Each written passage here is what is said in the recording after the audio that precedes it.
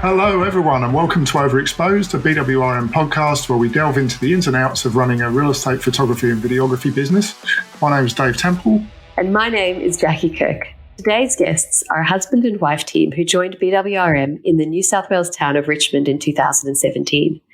2 years ago, they made the move to Queensland to start up with BWRM in Moreton Bay. And they've done all of this while bringing up 4 children. We want to try and find out how on earth they have the time. Welcome, Ben and Sarah Proctor, and thank you so much for joining us. Thank you for having us. You guys, husband and wife team, how did you meet? We have been family friends since we were probably toddlers. And so, grew up together, went to the same school, things like that. But we didn't really start dating or get together until after high school. Did you both always work in the creative space, or what was the appeal in photography? How did you end up doing real estate photography? I think we both only ever dabbled in the photography as a hobby. And then 2 years into marriage, we decided it would be great to have a business and work together. Said no one ever. We were up to giving it a go. And so we weren't sure exactly what that was going to look like.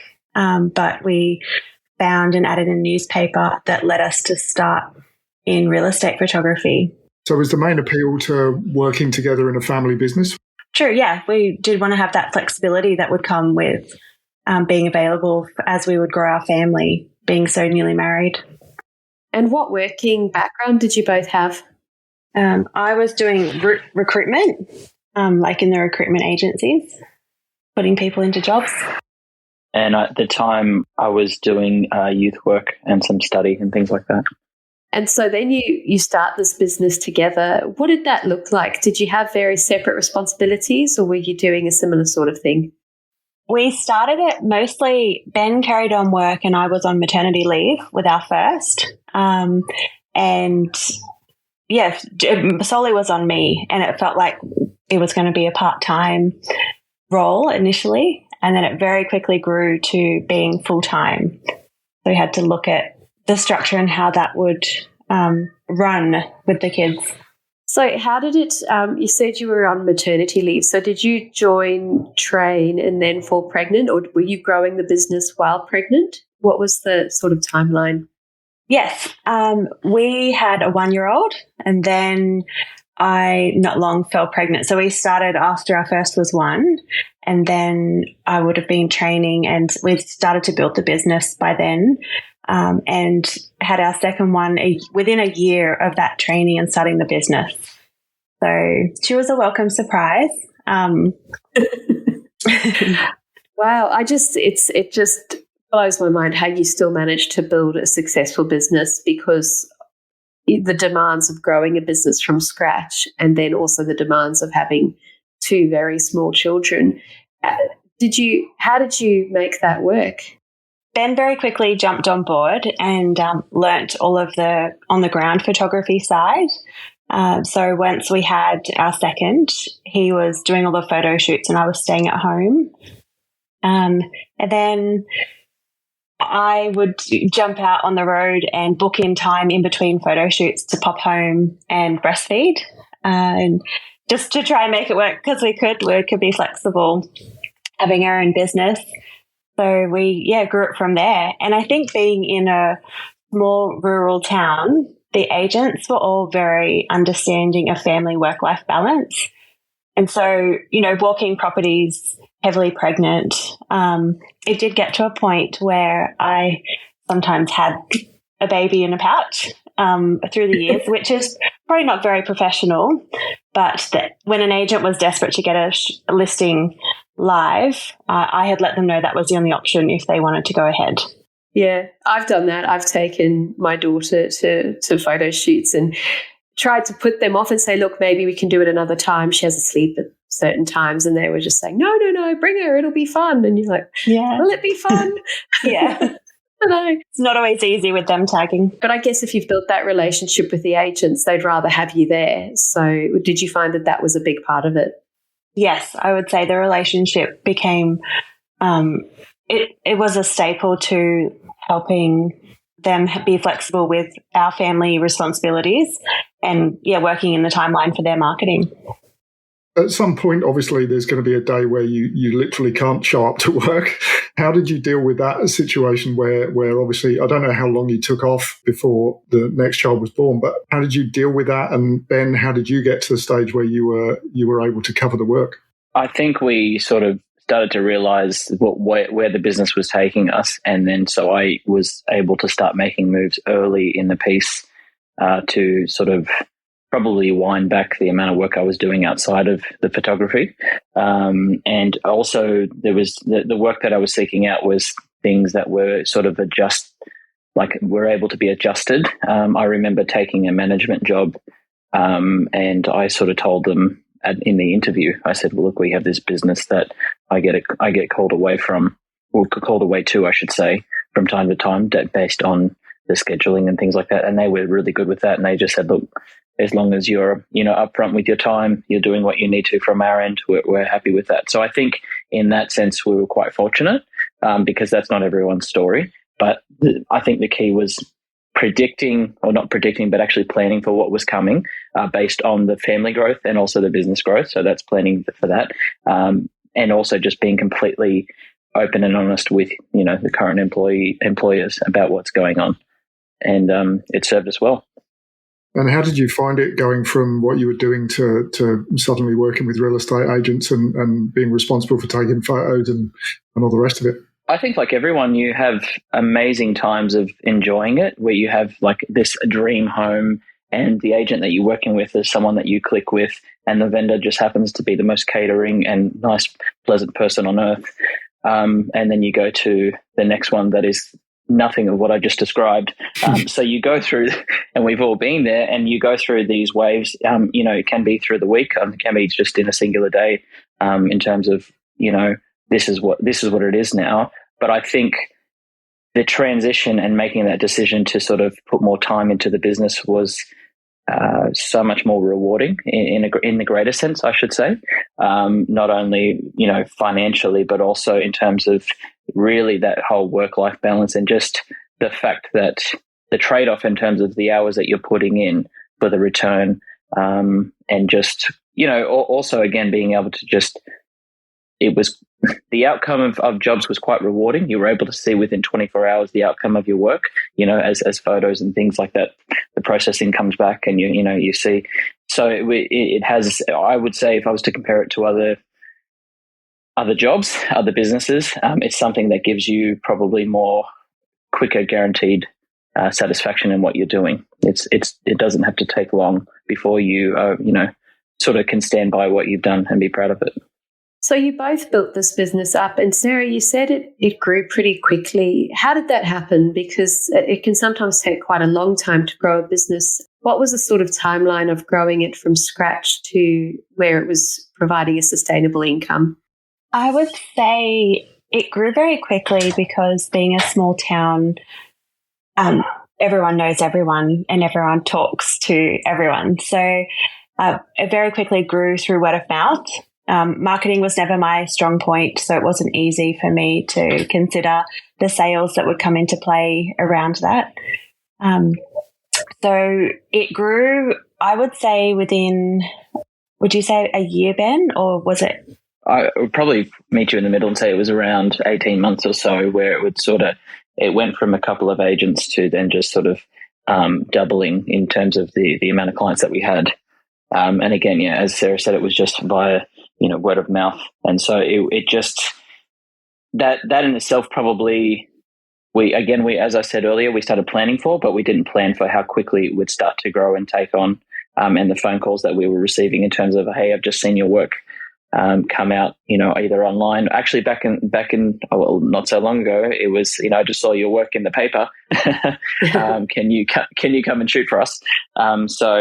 It was an amazing time, but also it was a very full on time of how are we going to continue to do this and what does it look like? You said you're not comfortable with sales. Did you do much sales initially? We did have to.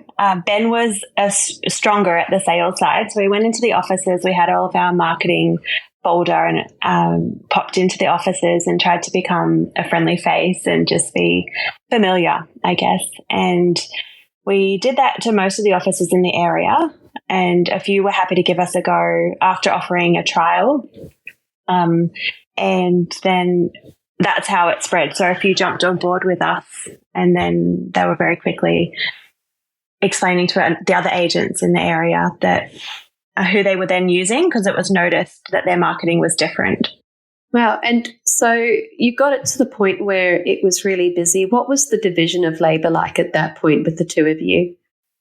At that point, I was doing all on the ground, so the photography and floor plan side and the back end processing and invoices, and Ben jumped on board with all of the aerial photography side. In terms of that balance with family sort of carrying on their household and all that sort of things. And to mention to what Sarah said previous, there would be literally times where I'd drive the kids out for her to be able to breastfeed in between, like, True. a day to waiting for a twilight or something like that. That was also my job for a period of time. So, yeah. That sounds like a very modern family. The benefit of doing the drone work, Ben, is that it is more flexible. It can be done whenever. You can kind of fit it in a bit more, bit easier than if you were doing the groundwork as well. I agree with that. I think we found that it's a lot more flexible up here in Queensland. Living in Richmond, next to an RAAF base, I had to be a little bit more rigid in my time and planning for that. But again, yes, we had so much accommodation and understanding from the agents we worked with that quite often Sarah would just say, hey, look, Ben actually can't meet us there for that time frame. Can he do it pre or post, the job booking? And they were so good most of the time, so good about, yeah, that's fine. And so we worked with that to the best we could. And it seemed to work somehow. At what point did you think this is too much work? Had it been long in the business before you said it grew much faster than you expected? How long until you kind of went, whoa, this is too much? I think we brought on a contractor maybe at about 4 years. So at that point, I think we just had our third, and or just about to, and we brought someone on very part-time. It was very hard to fully pass on that responsibility and let someone else be the face. I can see the benefit, but it didn't come without its challenges. So we brought on a contractor that, filled in that gap a little bit as we grew. And how did you find the contractor? A lot of people, that's the first question they kind of ask, is like, where on earth do I find someone to trust? True. This person ended up being a friend. We knew he was in the creative space, mainly around dance actually, and had dabbled in photography. So our first contractor ended up starting with our equipment, which isn't advisable, but I think we were at a point where we just needed some help. So we started that way. The second contractor we found was just a local family photographer. Oh, and did that make a big difference to you guys? It did create an opportunity to be more flexible with time, now knowing that we had photo shoots every day, being full. Then we could be available to go to school. Then, school pickup and school responsibilities had started by then. So it created opportunities to be able to do that more evenly. I know Ben was running a lot of that. So I was able to then tag along as well. Moving forward then, you got to the point 2 years ago where you guys, then you'd built up this business, you have a few contractors working for you in these relationships, and you made the decision to move to Queensland. What was behind that decision? There's multiple layers to that answer, I guess, and why we did what we did. Some of it was, a big chunk of it was lifestyle. We knew that we just loved the idea of Queensland and what it gives in terms of its lifestyle, its weather, and all those sorts of things. So that was a big part of why we did what we did. Also, my parents, who I'm the only child that's in the country for them. So they live up here, and so it was an opportunity to be closer to them as they get on in age. It was probably a closer point of reference for Sarah's family, who most of them live in Coffs Harbour, and so there were in terms of the family connections there. Those were those reasons. Yeah, I think also just, in general, just sort of affordability and just, again, that combination of allowing the kids to be able to have a different sort of lifestyle. Both Sarah and I grew up in Sydney, love Sydney, but we also wanted something a bit different for our immediate family and for our kids to experience. And so once you've decided to move to Queensland, what was your original plan in terms of what to do with the business? Was it to carry it on remotely, or as you have, or was it to sell and start again? What was your thinking? In the early stages of conversations, I think it was just one of those things that, we could try and sell it. But if not, it is what it is. We've had a good run, but we know we want to move. And so that was the mindset in the beginning. But it wasn't until we started to really, and this was, by the way, this whole transition probably was over about a 3-year period for us, and being a family and having a business, it wasn't something that was taken lightly, and we knew we had to plan into it a little bit better than maybe the average just single person deciding to move interstate. And so as we were having conversations with people around us, there was a young guy that I worked with who was also in the creative space from a very amateur level, but was actually producing quite some pretty cool sort of video and photo work and things like that, and was interested himself in drone and all of what that offers and things like that. So we started having conversations, and he didn't realize what was going on, but I had a very intentional conversation one day and sort of putting out there about what we were doing in our plans and needing someone that had, wanted a difference of lifestyle and things like that. And so before we knew it, he was showing some great interest, which was maybe slightly orchestrated on my part, but it was great. It was then that when we started really having those conversations with him, that we realized at this point in time that we could probably keep the business for now, run it from a contractual point of view, and then have plans in the pipeline for it to be sold at that point to him. And so that's honestly how we started planning in terms of even with the agent. So we brought him on as our new contractor, and he actually started doing a lot more of the work than any other contractor used to do. Probably would do sometimes upwards of 50 to 60% of the work during the week. It just meant that it actually freed both Sarah and I up. And also, if we were going to get someone to really literally take over the business arm and relational arm of the business, I should say, we needed that contractor to do a lot more of the work in order to get up to scratch. And so that started happening. We started having slight conversations with agents, but we really didn't talk about it with them too much initially. It was just the fact that we brought him on and he started working for us a lot more. Having the 4 kids, I think naturally agents just thought, okay, this is great because, obviously the lifestyle side of things and the family, Ben and Sarah need to put time into their kids. And so it was all received really, really well, really, really well in the beginning. That's amazing, because that's a big fear, I think, for people when they bring on a contractor and start to hand over the relationships in particular, is how the agent's going to take it. So for your agents to be so understanding and welcoming is amazing, quite a comforting thought. Well, the other thing is that I know that, and I know that you won't say as much, Sarah, but I know that the relationships that you guys have with the agents in Richmond are very strong. And that's, the referrals and all of those things that go on, and the fact that people follow you from agency to agency, it's a credit to the way you've built the business. You almost don't need to be good salespeople when you get one job and you just get referrals from there. So presumably when you looked for a contractor, you said it's a strength being in a small town that everybody kind of knows you, but presumably you have to be careful about who you choose as a contractor for the same reasons. Yes, that's very true. The word can spread very quickly as to how it's going with the change.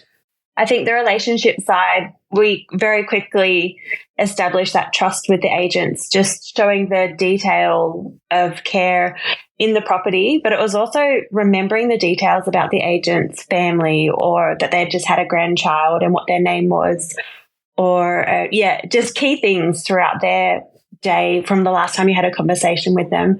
Remembering those details, I think, grew that relationship very quickly, because they can see that you care also about them as a person.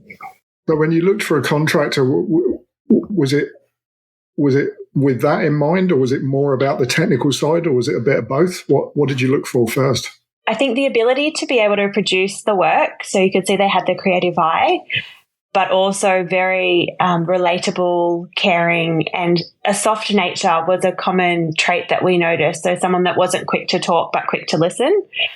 That was helpful in the scenarios because often a vendor or agent are talking, and if you want to catch the details, you need to be good at listening. So that was a key characteristic that I thought would be important in a contractor for us. That's really interesting because one of my contractors used to work for you, Sarah, and I think that's something that sets her apart is her gentle nature and her calmness and the pleasure she is to work with on site. It's definitely something that sets her apart. I know who that is. She's very good. Yeah, she is.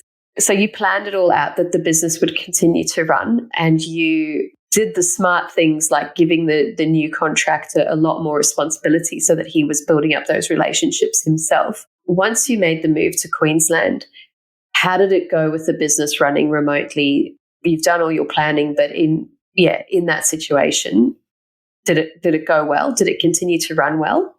Maybe one of the only people that could say that COVID was actually an asset to us. I say that carefully because we were all in a stage that, we moved during lockdown. And so there was no face-to-face anyway. It was very, very minimal, if I can put it that way. Mm. And so we had already been, in a sense, for the last 6+ months practicing what it looked like to run a business with minimal to no face-to-face contact. The agents were already up to speed with that sort of communication. Our contractor the vendors were, in that state of mind. And so it was almost like the tangibility and the face-to-face factor of what we do as photographers really did sort of shift and change, as we all know, during that time frame. So I would count that as an asset and a positive to what we were doing in the timing by which we moved. We also, and I'm hopefully not saying too much more than what Sarah would, but I also think it was literally taking 1 day to 1 week at a time, just seeing how it's going. One thing that was very clear and made evident to the agents that at any time that they needed, we or Sarah herself would make herself available to come back down for, larger jobs, more prestigious properties, anything that the agent particularly needed in terms of, the right touch, the right angle, all that sort of stuff. And we made that, it wasn't something like, okay, we're never stepping foot back in New South Wales again. We will never see you again. It was not like that. It was very open-ended, while hoping that we wouldn't be called back down, if I can put it that way. But it was part of that relationship and sort of that, it was like sort of, if this isn't a final goodbye, this is just goodbye for now. And I think looking back, that was a really smart move because it actually allowed for the transition to not be so finite. And everyone was kind of in this thing of, oh no, it'll be okay. And then it just started moving and actually functioning quite well from that point. Wow. That's incredible. Maintaining the relationships on the phone side, I think, helped to carry that trust because you're continuing that, care factor through the phone, and they know you're reliable through your contractor. So I feel like it was carried through that way as well. So were you still taking all the bookings and doing the general running of the business, the invoicing, all of that stuff, approving the jobs, everything like that? Yes. So on our end with our contractors, I maybe stayed a little bit too hands-on, but all bookings came in through me, and we just had a shared Google Calendar, and I would invite the contractor that would be attending that job, and I would also add the agent. So we had everyone on board that was going to the job in the calendar, and then I would I would add in the job. I would also load up the photos. So I would see which photos, cut down. If they only wanted 12 photos, I would pick the ones that I would have taken. Because before a contractor came into place, they would just say, take 12 photos, and they weren't giving any instructions. So to maintain that, I told our contractors to take a few extra, and they were all being sent to me, and then I would pick the number that was booked in. And so I was just doing the admin side, I guess you would say, or the back end, and then invoices as well. And were you guys planning then on also starting up a new business doing the same thing in Moreton Bay? Yes. So we knew it would take a bit of a juggle, knowing that we were still hands-on and had to be available somewhat to the agents within the Hawkesbury area. But we thought we would give it a go growing it up here, and just thought there was no pressure to grow it quickly. So we've just taken time. And again, the agents that we have on board, we had one sales meeting. Sorry, I lied. We've had 2 sales meetings, and we've got 7 agents on board up here. So that's been also through word of mouth. We seem to have got a lot of the boutique-y, smaller agents, but that's where word of mouth travels through the locals and through those that know each other. So that's really interesting, because how does Moreton Bay, I actually don't know Queensland very well, but how does Moreton Bay compare to Richmond in terms of, is it a same size sort of town? It's much bigger. It is bigger, and part of what we did in Richmond is probably for the Hawkesbury region, so it was bigger than just outside of Richmond itself. But Moreton Bay is, much larger in terms of population and the number of houses and agencies. It's huge, yeah. It's interesting because I always thought when you think of different types of marketing and what you do in big cities versus small towns obviously a lot of word of mouth and that sort of thing. But it sounds like the type of marketing is just really suited to you guys and what works for you, and you're getting lots of referrals. And that doesn't seem like it's actually necessarily because of the area you're in, but more because of the relationships and the work you do. Would you say that's right? I think very quickly the agents can see the detail that you take to straighten the cushions or make sure it's even, or the quilt. Just the detail, bringing props in from one room into another room. They've just made comment that, our old photographer wouldn't move a thing. They'll just come in, take the photo and move on to the next room. And I think showing that you care about the end result of what you're producing makes a big difference, and hence why they're happy to quickly refer you to their other agents that they work with or know of. I'm sort of fascinated in how you both managed to organise yourselves, because is it right, Ben, you've got 2 part-time jobs, you've now got 4 kids, you're running a business remotely and running a business in Moreton Bay. How do you find the time? Oh, we just don't sleep. It's probably the best plan. Of course. No, that has.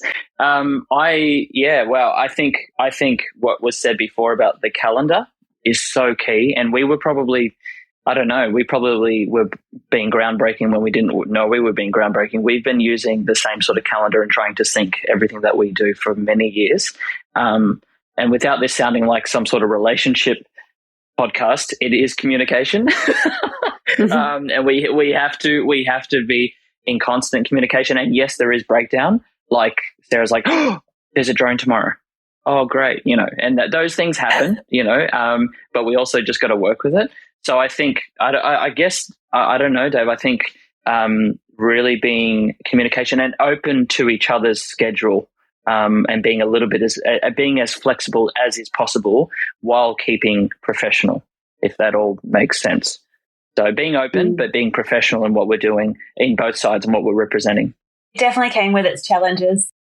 Andrew we used to have a similar setup. He used to do my drone for me, and I think we're not as gentle as personalities as you guys are, and we had quite a few big clashes. And the main thing was just being really clear about who was responsible for what, because otherwise it's just a 50-50 split. So if you disagree, there's no tiebreaker and you just kind of are at loggerheads. So we found saying, okay, well, you're responsible for this decision ultimately, and I can give you my input, but I just need to accept your decision in this sort of matter, and I'm responsible for this area of the business. Having that division of almost leadership made a huge difference to us.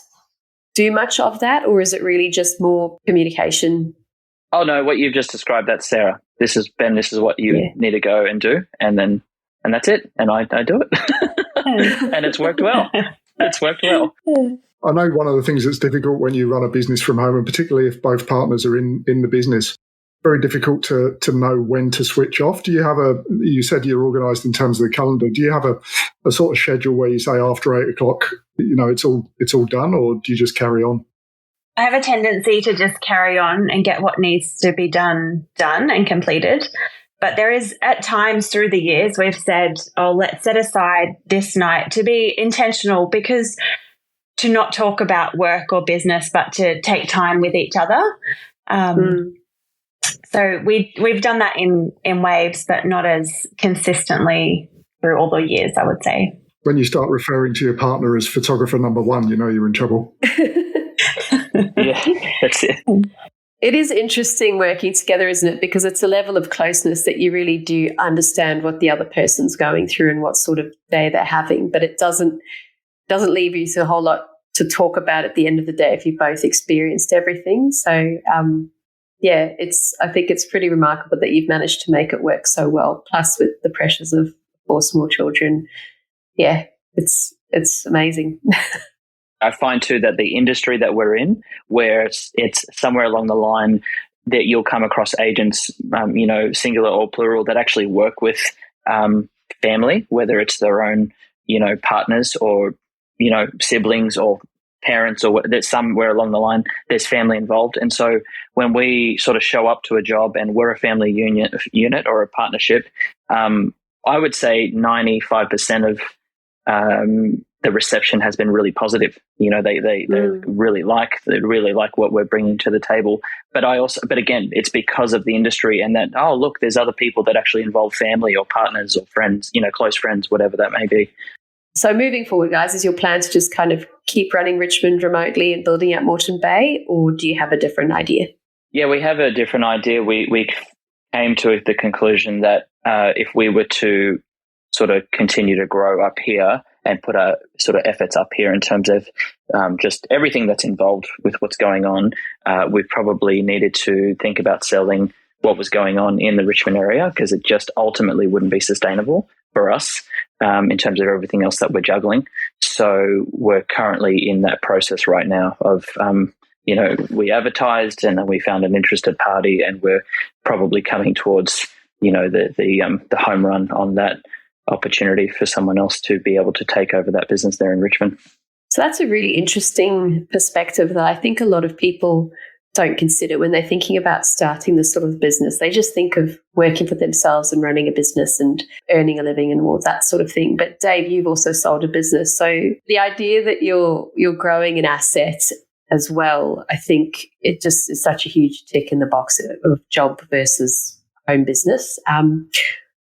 Probably a question for all of you guys, having gone through that process. Is there anything that you would say to people to plan for that will make a big difference in the long term, that if you do want to grow something as an asset to sell? I think learning not to be so hands-on and training, if you're not in a hurry, take that time to do really thorough training with your contractors so they can almost mimic and represent you on the ground.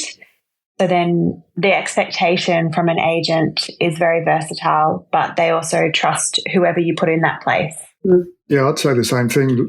Remember to take yourself out of the business. You don't get sold with the business, so at some point you're going to be taken out of it.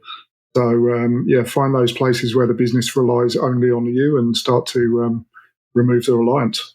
I was going to cheekily ask how many more kids.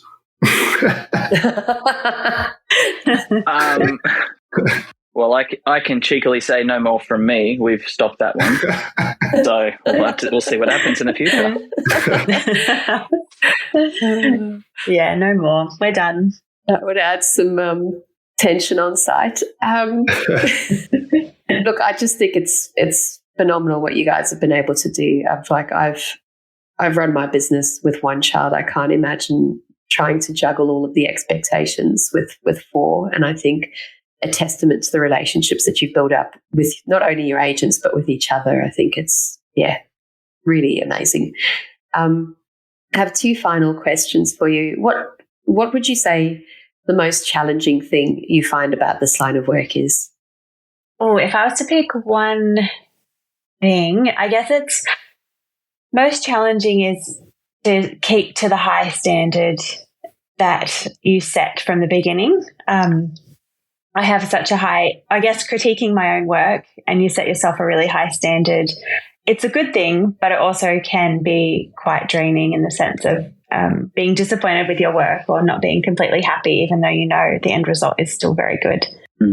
So the pressure that you put on yourself is the most pressure. Yes, true.